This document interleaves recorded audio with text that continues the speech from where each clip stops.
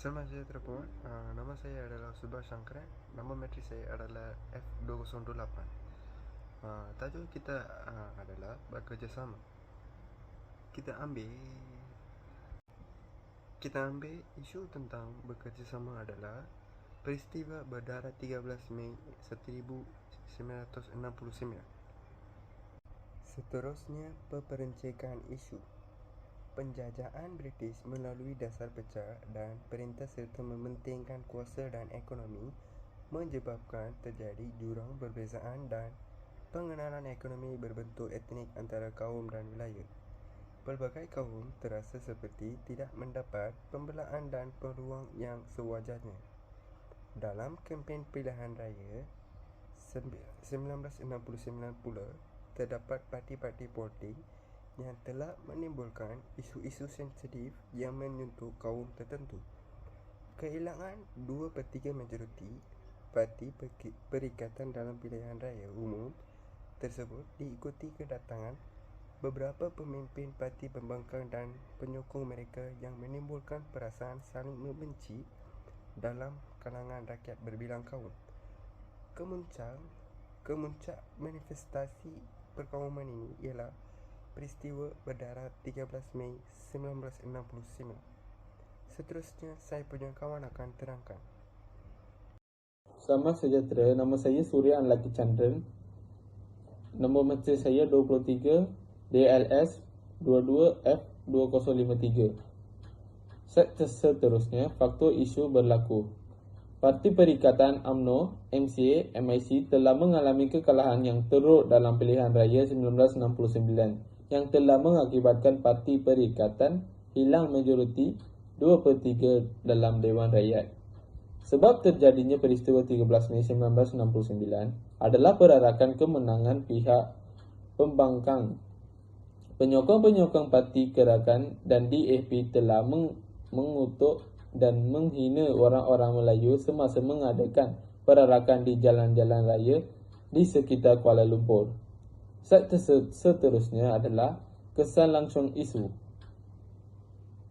Punca-punca yang membawa kepada peristiwa 13 Mei 1969. Peristiwa 13 Mei 1969 merupakan rusuhan kaum yang paling strategis dalam sejarah di negara ini, iaitu antara orang Melayu dan orang Cina. Perbincangan ini bukan untuk melihat ketegangan dan berlaku atau melukakan kembali barut yang telah pun kering dalam peristiwa berkenaan, tetapi tujuannya lebih menjurus untuk memperkatakan rentetan sebab musabah mengapa ianya terjadi seterusnya dapat menjadi pedoman kepada semua. Seterusnya adalah undang-undang, iaitu rule. Undang-undang pertama adalah Akta Bahan Mentah Perlembagaan, Akta 355. Akta ini melibatkan pelaksanaan syariah di Malaysia dan adalah salah satu contoh undang-undang yang bertujuan untuk mempromosikan kepentingan agama Islam sebagai agama persekutuan dan memastikan keharmonian dalam kalangan masyarakat berbilang kaum. Undang-undang seterusnya adalah Akta Perpaduan dan Keadilan Sosial, Akta 1971. Akta ini bertujuan untuk memupuk perpaduan dan keadilan sosial di Malaysia serta membanteras penggunaan bahasa atau tindakan yang dapat menggugat keharmonian antara kumpulan etnik. Undang-undang seterusnya adalah Akta Pendidikan 1996. Akta ini mengandungi peruntukan-peruntukan yang menekankan pentingnya pendidikan untuk mempromosikan pemahaman, perpaduan dan cinta akan negara di kalangan pelajar. Itu sahaja daripada saya. Terima kasih. Selamat sejahtera Doktor dan rakan-rakan. Nama saya Yugendra Anlaki Subramaniam. Nombor matrik saya F2051. Terima kasih Surya. Sekarang saya nak sambung perbentangan saya, iaitu action.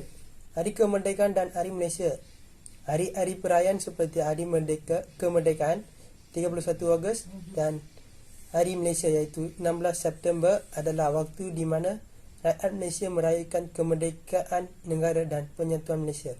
Sambutan-sambutan ini juga bertujuan untuk memupuk semangat cinta akan negara. Program-program pendidikan kebangsaan. Malaysia mempunyai sistem pendidikan kebangsaan yang melibatkan sekolah-sekolah kebangsaan yang mempromosikan pelajaran dalam bahasa Melayu, serta program-program kokurikulum yang bertujuan untuk memupuk nilai-nilai kebangsaan dan perpaduan di kalangan pelajar. Seterusnya, program pendidikan kemasyarakatan.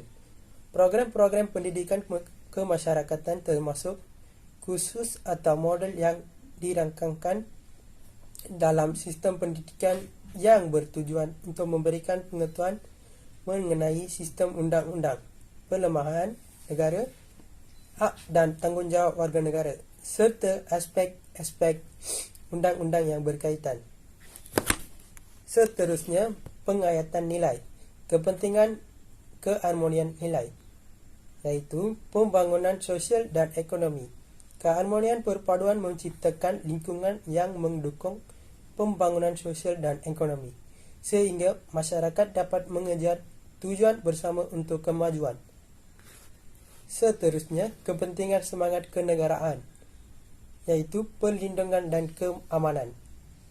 Semangat kenegaraan mendukung lembaga pertahanan dan keamanan negara seperti militer dan polisi, yang penting untuk melindungi masyarakat dari ancaman dalam dan luar negeri. Terima kasih. Selamat sejahtera Doktor. Terima kasih Yugin. Okey, sekarang saya nak sambung kepentingan patuh kepada undang-undang. Menjaga keterbitan. Patuh kepada undang-undang membantu menjaga keterbitan dalam masyarakat yang merupakan landasan bagi kehidupan yang aman dan damai. Penutup. Pergaduhan antara kaum adalah isu yang perlu ditangani dengan serius kerana ia boleh merosakkan perpaduan dan keharmonian dalam sebuah negara. Untuk mengakhiri isu ini adalah penting untuk mengamalkan pendekatan berikut. Pendidikan yang mendalam mengenai kepelbagaian budaya dan toleransi perlu dipromosikan dalam sistem pendidikan untuk mengurangkan prejudis dan perasaan permusuhan. Dialog antar kaum. Menganjurkan dialog terbuka antara pelbagai kaum dan kumpulan masyarakat adalah penting untuk memahami dan mengatasi perbezaan. Thank you, Doktor.